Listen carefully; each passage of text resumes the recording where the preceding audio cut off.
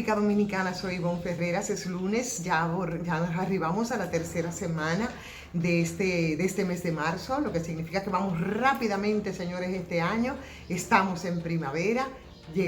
estamos en cuaresma, el clima va a cambiar, aunque todavía la Oficina Nacional de Meteorología nos reporta temperaturas más o menos frescas, sobre todo en la madrugada, algunas lluviecitas, pero ya sabemos que a partir de ahora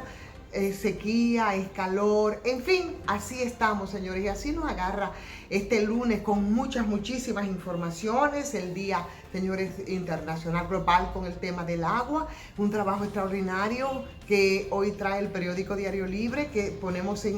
sobre la mesa, porque trae unos datos espectaculares respecto al tema del agua en un país que, como el de nosotros, señores, las fuentes acuíferas son permanentemente golpeadas, amenazadas, cuando ese va a ser verdaderamente el oro negro, el agua. Entonces, esos datos que yo invito a que ustedes busquen en un trabajo bastante amplio de páginas centrales respecto al tema del agua y al gran desafío global que esto implica, con unos datos que habla, según la Organización de las Naciones Unidas, unos datos muy puntuales estadísticos que habla de que 2.000 millones de personas carecen de acceso al servicio de agua potable. Gestionarlo de manera segura es toda una barbaridad, y esos son parte de los datos, o que más de la mitad de la población, 4.200 millones de personas, carecen de los servicios de saneamientos gestionados de forma de agua, y eso lo dice la Organización Mundial de la Salud también y las Naciones Unidas. O esos 297.000 niños menores de 5 años que mueren cada año debido a enfermedades diarreicas que son causadas precisamente por las malas condiciones del agua que consume. Y esos 2.000 millones de personas que viven en países que sufren escasez de agua son solamente algunos de los datos bastante terroríficos respecto a un producto, señores, que es parte de la vida, porque agua es fuente de vida. Y cuando tú ves lo que está ocurriendo, y si nos remontamos, como nos detalla hoy Marvin del Cid en un extraordinario trabajo en el periódico Diario Libre respecto a esta región nuestra, que es la región del Caribe, según el informe precisamente para América Latina y el Caribe, millones y millones de personas, pero millones de personas carecen de una fuente adecuada de agua potable, mientras que el número todavía mayor sufre y enfrenta una carencia de instalaciones seguras, de instalaciones dignas. Por tanto, las formas de transportar agua potable de un lugar a otro con el riesgo de la contaminación que esto implica, todavía es un gran desafío en estos países de América Latina, países muy pobres, donde incluso todavía estamos con procesos de letrinización y demás. Imagínense usted, el acceso al agua potable es una barbaridad. El 90% de los desastres naturales están relacionados con el agua. Nos arrojan también como datos estadísticos, o que el 80% de las aguas residuales retornan al ecosistema sin ser tratadas o sin ser reutilizadas. Y alrededor de 2/3 de los ríos transfronterizos del mundo no tienen un marco de gestión cooperativa. Esa agricultura que representa el 70% de la extracción mundial del agua, según la FAO, son datos también bastante reveladores de esto que ellos titulan el agua como desafío global, o aproximadamente ese 75% de todas las extracciones de agua industrial que se utilizan para la producción de energía. Por tanto, está ahí y está sobre la agenda global el tema de el agua potable. Entonces, yo creo que ese golpeo sistemático que hemos hecho nosotros, de verdad, para nuestros acuíferos, para nuestras fuentes de agua, para nuestros ríos. Mira lo que se estaba pretendiendo hacer ahí con Loma Miranda, con la Cordillera Central, que es por donde nacen todas las fuentes acuíferas. Mira lo que se intentó hacer aquí con el tema de los farallones, con unas invasiones, con lo que mostramos después nosotros en esos pozos, esa agua subterránea que es la que nos provee a todo Santo Domingo Este Vamos a cuidarnos, señores, vamos a cuidar lo que tenemos de manera natural en esta posición geográfica privilegiada que tenemos los ciudadanos y ciudadanas de este país. Es la reflexión sobre un tema que es un tema de vida. Y un tema de vida también es, y queremos ponerlo sobre la mesa, el tema de las declaraciones, de las decisiones del gobierno, que para muchos han sido poco entendible respecto a cómo nos han sorprendido con la situación de la época, ¿verdad? Con el tema del coronavirus, con el tema de las aglomeraciones, y entonces precisamente cuando nosotros estamos en la antesala de la Semana Santa, como ustedes saben que aquí es la pachangona con la Semana Santa, que se malutiliza y sirve para la dispersión, para desde el hogar, para aglomeraciones. Bueno, pues la flexibilización de las medidas que han sido dispuestas precisamente para evitar la cercanía y para la ocurrencia, la concurrencia de gente a lugares de diversión, uno no entiende. De verdad que uno no entiende porque estos 3 días, como hemos dicho en otra transmisión, yo creo que estos 3 días era para hacer más restricciones, no flexibilizaciones. Se ha hecho todo lo contrario y no podemos olvidar entonces, señores, lo que ocurrió con ese desbordamiento que tuvimos en Navidad, la restricción, lo de diciembre, lo que propició, lo que tuvimos que ver después con el tema del coronavirus, las personas que murieron después por esa situación, demasiadas vidas se perdieron, señores, para que ahora nosotros en 3 días, en que nos querríamos volver locos y además que se flexibilizan las medidas desde lo gubernamental, no le encuentro mucho sentido. Y así como el tema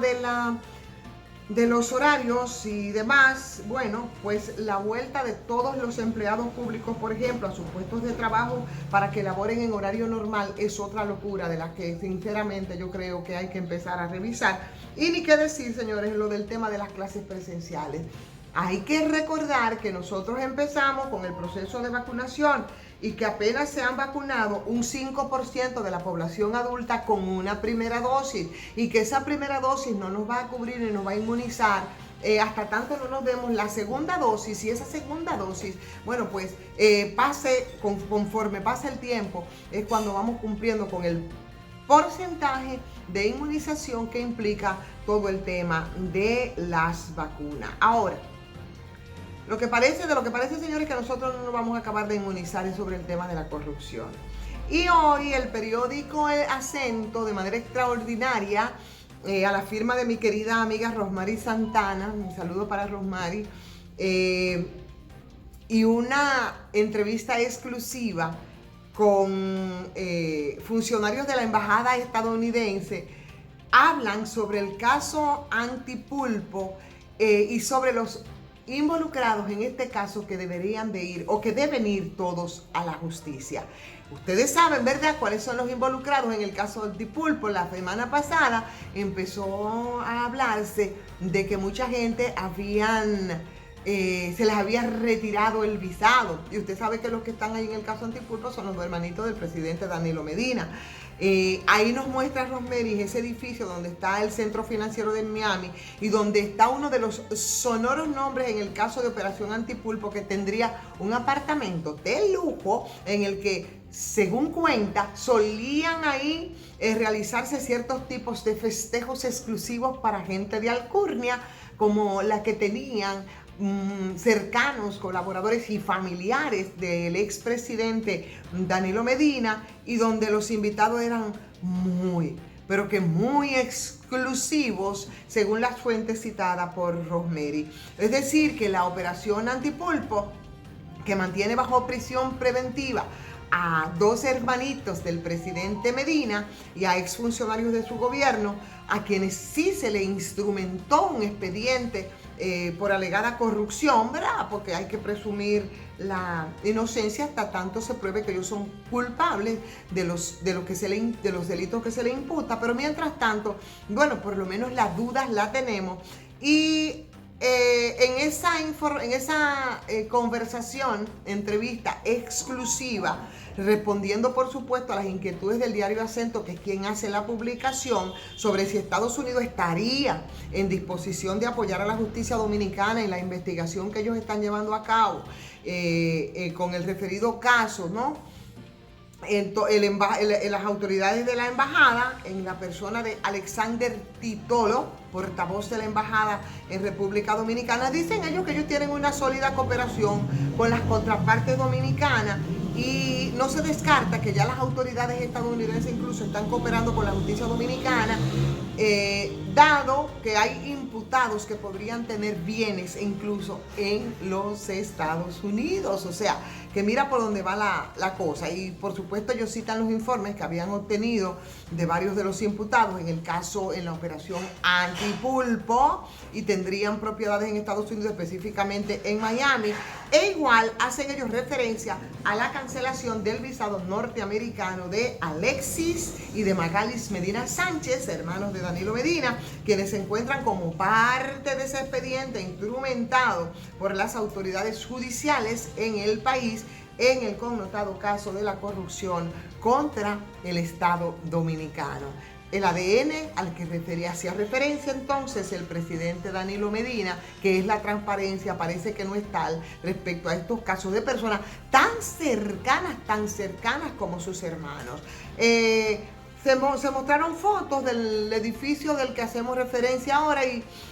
bueno, parece que mientras otros temas se fueron abordando de manera exclusiva con los medios, pues fue lo relativo a ese visado, al visado norteamericano de los hermanos del expresidente, quienes según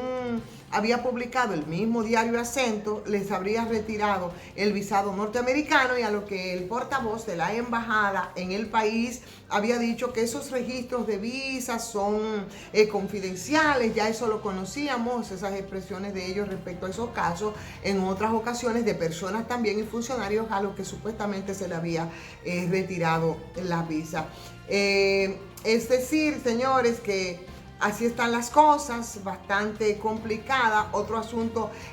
al que también se refirieron, y esto sí que es importante, fue a la ley Magnitsky, que es una ley de rendición de cuentas en materias de derechos humanos mundiales, y que permite que Estados Unidos bloquee los activos y en algunos casos que niegue el visado a actores corruptos. Estados Unidos ha sancionado a más de 200 individuos tan solo bajo la ley esa Magnitsky, y se dice que en este caso pudieron haberle aplicado también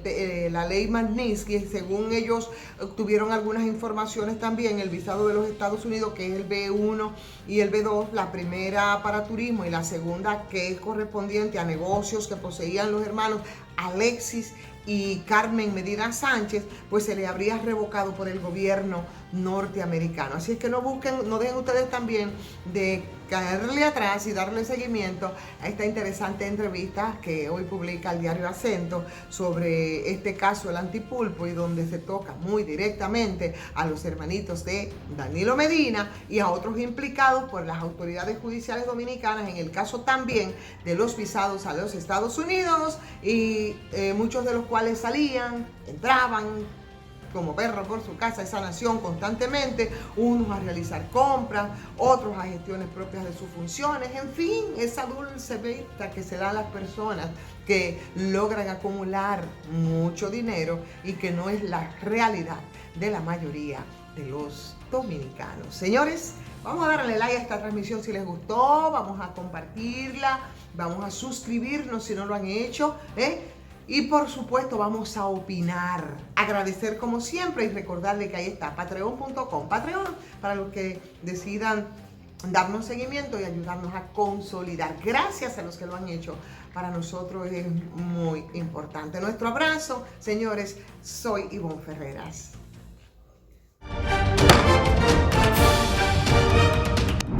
Esta semana la Cámara de Diputados volvió a aprobar iniciativas importantes. También se reunieron 31 comisiones y 3 realizaron descensos en provincias. Convirtió en ley el proyecto que regula el sistema penitenciario y correccional. aprobó uno que regula el funcionamiento de los colegios, el de certificación de cítricos y resoluciones para construir la ciudad universitaria en Peravia, entrega de títulos a ocupantes de terrenos en El Ceibo y la que promueve y difunde el merengue.